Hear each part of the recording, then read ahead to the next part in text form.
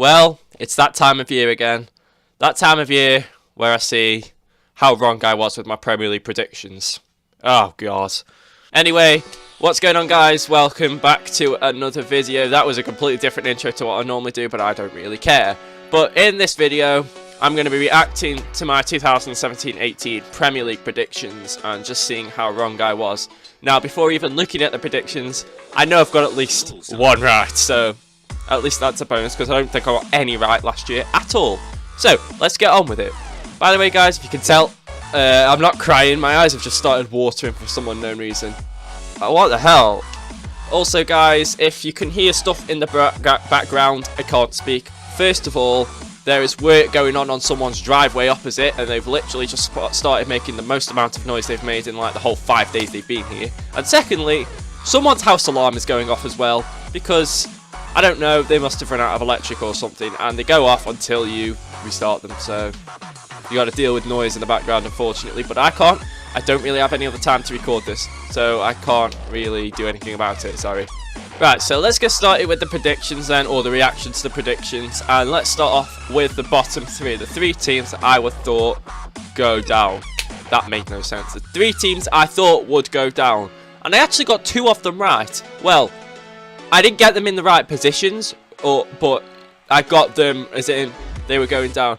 I predicted Swansea to finish bottom. I thought this season would be the last straw for them, a bit like Sunderland in a way. They're not really the great escapists like Sunderland were, but they were sort of teetering on the edge, weren't they, Swansea? And I thought this season would be one step too far for them, and I was right. But they did finish in 18th, not 20th, so, you know, it's still decent, but it's not... Yeah, it's actually good that I actually predicted them to go down. Next team, I got right. Stoke finished in 19th. I can't believe that actually happened. I said in the video, I think, again, I don't think they've got any sort of... They haven't got any game changers, really, Stoke don't. They've got Peter Crouch, who can come on as a sub. But when you're relying on Peter Crouch, when he's, what is he now, 35, 36 years old, I think you're going to struggle, don't you? I said I thought Stoke would go down, but in the back of my mind, I just thought, like, they're going to stay up, aren't they? They're going to find a way to stay up. They just are.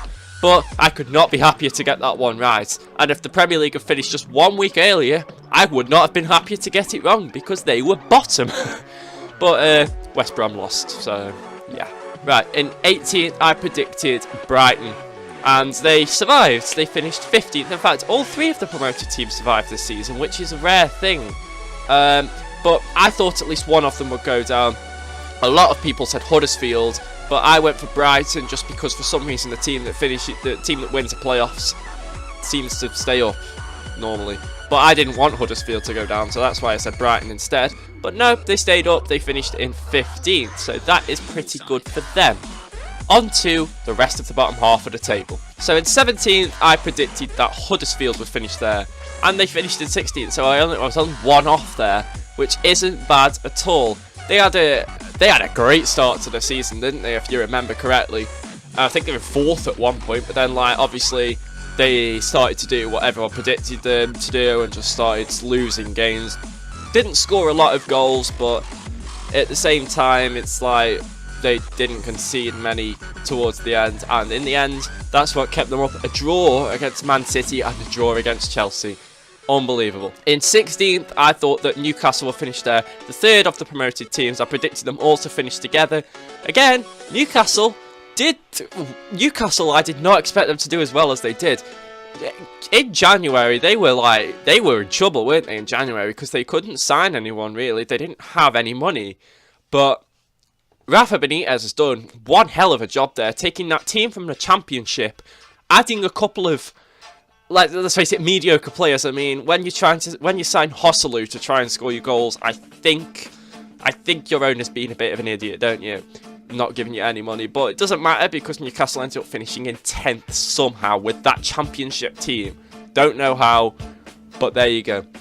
In 15th, I predicted Crystal Palace. Now, I don't think anyone predicted what would happen to them at the start of the season. I think didn't they lose the first 5 games or something? I know under Frank de Boer, or Frank de Boer, however you say his name, They lost their first 4 games without even scoring a goal. I don't know how many they lost when Roy Hodgson first took charge. It was either like 1 or 2 more games. But things were looking really bleak for them, weren't they? But Crystal Palace did a madness. Wilfried Zaha is a fantastic player. I want to say I hope he goes to a bigger club, but at the same time, that did not work out for him at all last time. Although he was younger and unproven in the Premier League at that point, whereas now he is just, I'm not going to say carried, but he has definitely helped them 100% finish in 11th, which is a fantastic achievement considering where they were at the start of the season. Now in 14th place, I'm probably the one that most people have got the most wrong. Well, one of the two anyway. I put Burnley. I thought Burnley would survive again. I didn't think they'd do it in the style they did. They're in the Europa League next season. They finished in 7th, which is just mad. Like, Sean Dyche has done a fantastic job there. I mean, what? In the summer, they sold Michael Keane. I mean, who was arguably their best player, if anything, in last season. But then James Tarkowski stepped up and was named in the England squad for some games, which is absolutely fantastic. Ashley Barnes has been doing bits for them. You know, it's just, wow, what a job Burnley have done this season. Now in 13th place, I put Watford. I was only 1 off. They finished 14th. They sacked Marco Silva quite early on in the season. They appointed Javi Gracia as his replacement, and they've done quite well in the end, actually. I wouldn't be surprised if Javi Gracia left, because that's just Watford for you. But they've done quite well. I haven't really kept tabs on Watford much this season, I'll have to be honest. I haven't seen a lot of their games, so I can't really comment on how they play. I'm glad that the new manager kept the faith in Richarlison, though, because he was a Marco Silva signing, and I thought when he left that Richarlison would leave with him, or not with him, but in like the next transfer window. But no, he looks to be a great player for them. Him and Andre Gray look like they've got some good chemistry together, so that could do well next season. Obviously, don't look forward to next. I'm not looking to next season yet, okay? This season's only just ended. Give it a chance. We've got a World Cup coming up. Now in 12th place, and probably the other team that most people got dead wrong, is West Bromwich Albion. They finished bottom. They won their first 2 games, which was really a false hope, wasn't it? Because they didn't win again until for another 3 months or something like that after that, didn't they? It was ridiculous. Tony Pulis got sacked. They brought in Alan Pardew, and that's not the manager you want to bring in when you're trying to survive relegation, is it really? He won 1 game, he got sacked. They kept Darren Moore in charge, and he's got more points than either of them, I'm pretty sure. But they ended up finishing bottom, which is sad really, because I kind of like West Brom. They kind of like that underdog team that, like, whenever they play like a big club, they are always the team that seem to like pull off a shock. Like, they beat Man United away, they drew against Liverpool, they beat Spurs. You know, they nearly survived. That's West Brom. They're always that team that are just, they are that team that all of the big teams must just hate. And finally, rounding off the bottom half, I predicted Bournemouth in 11th, which is close enough because they finished in 12th. Again, that bottom half this season, any of those teams could have gone down at one point. That bottom half was so close at one point that, to be honest with you, I'm kind of happy that I managed to get Bournemouth and Watford as close as they were to their actual position, because they were just in that area, weren't they? Bournemouth at the start of the season looked in trouble, but then they just got out of it like they always do and finished in a decent mid-table spot. So credit to Eddie Howe, he's done it again. And now we go into the top half and 3 teams below the European spots. I predicted Southampton to finish 10th, as I'm sure a lot of other people also predicted Southampton to finish in that sort of mid-table area, because for some reason they managed to sell their best players and still do well. But this season, not quite so much. Maurizio Pellegrino is not a very good manager, is he? He's just not. And they brought in Mark Hughes, causing all Stoke fans to want Stoke to lose like 10-0 on the final day to Swansea, just so Southampton would go down. And to be honest with you, I was puzzled when they appointed Mark Hughes, because Stoke sacked Mark Hughes because they didn't want to go down. Southampton appointed Mark Hughes because they didn't want to go down. It made no sense at the time, but he's done well. He's got them out of the trouble, because the bottom 3 for a very long time was Southampton, Stoke and West Brom. That was the bottom 3 for a long time this season, and Southampton have managed to survive. So well done to Mark Hughes. And Southampton, though, obviously at the start of the season we didn't know they were going to sell Van Dijk. I mean, he did hand in a transfer request, didn't he? But he didn't leave, but then he didn't really do anything anyway. They didn't play him, so there you go. 9th place, I said West Ham. They finished in 13th. Again, they had a turbulent season with fans protesting against the owners. The London Stadium's not looking a good home for them right now. I'm sure it'll get better over time, but yeah, they've just got rid of David Moyes, so who knows what's going to happen to them. Of course, at the start of the season, they signed the likes of Arnautovic and Chicharito and Joe Hart, and I thought, oh my god, this is actually looking really good for West Ham. But no, Chicharito hardly played and didn't do that much. Arnautovic was probably one of their best players throughout the season, I have to be honest. And Joe Hart is absolutely crap. They're in 8th place. I had Leicester City, and I think that is the position that most people are expecting them to finish in now. I don't think they're going to get relegated for a while. Watch them go down next season, though. They sacked Craig Shakespeare.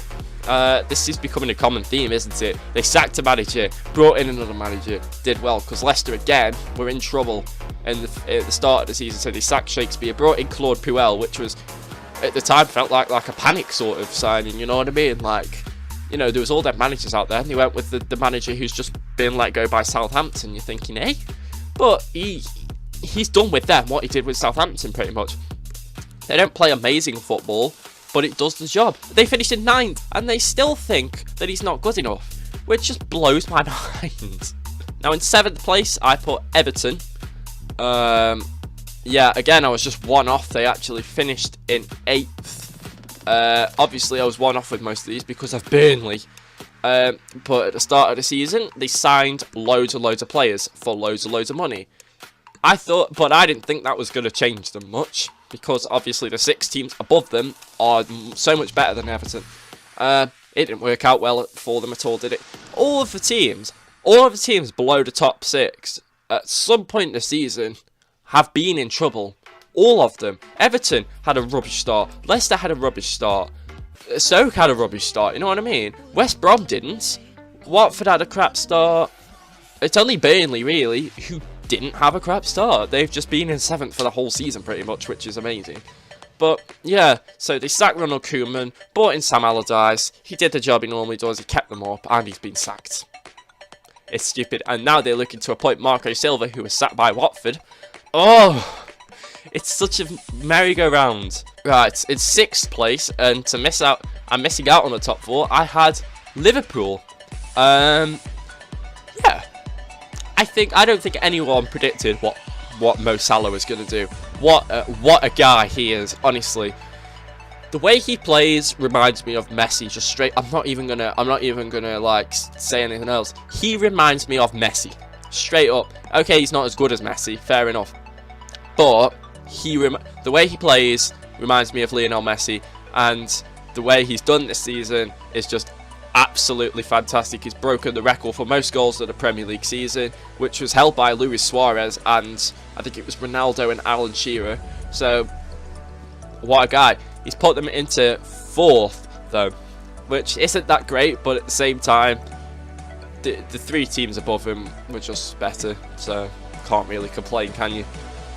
Now, in 5th place, I put Manchester United. Now, this may sound like a stupid prediction, considering how well they did this season, but at the same time, at the start of the season, I had my doubts over Jose Mourinho, because I thought, well, last season they finished 6th, didn't they? And they didn't play great football, and again this season they didn't play great football, but they got the results this season. So, you know, they had Lukaku, they've got, who else did they sign? I've completely forgotten who else they signed. I've completely forgotten, it's gone out of my head. But, yeah, so Man United this season, they've got the results, they ended up finishing in 2nd, I thought they'd finish 5th. Yeah, I'll just leave that one. Now, we move on to the top 4, and I'm going to go through these one at a time. So in 4th place, I put Tottenham, which isn't bad at all. I thought they'd struggle with being at Wembley.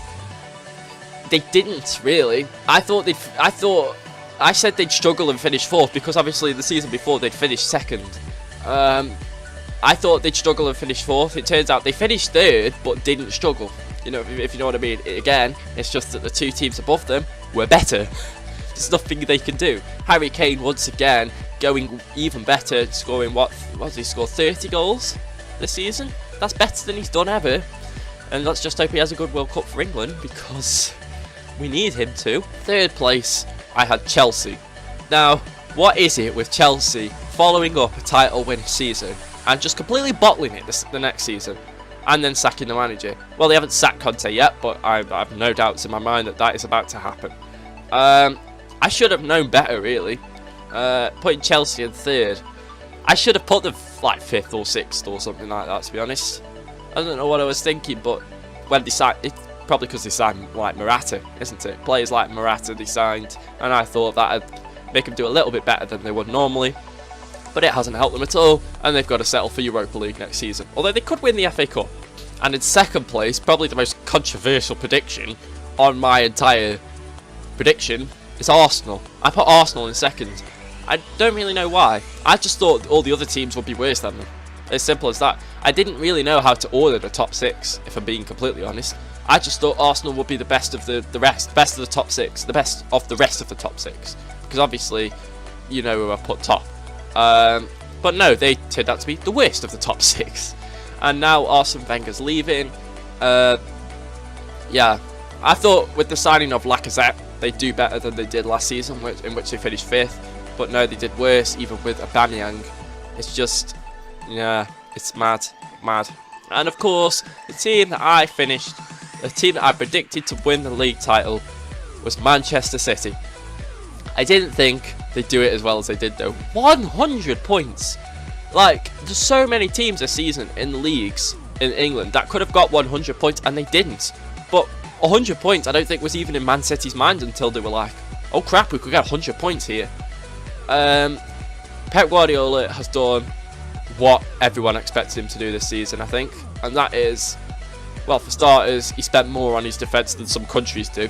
And secondly, just absolutely bossed the league, which he's done in Germany and in Spain. So, there you go. What's next for Manchester City? I don't know. If they carry on like they are, then they could be the biggest powerhouse in England. Like the next, you know how Man United won 3 titles in a row, like about 10 years ago. That could be Manchester City if they carry on how they are. So yeah, that is it for the 2017-18 Premier League predictions reaction. That is one hell of a sentence to say.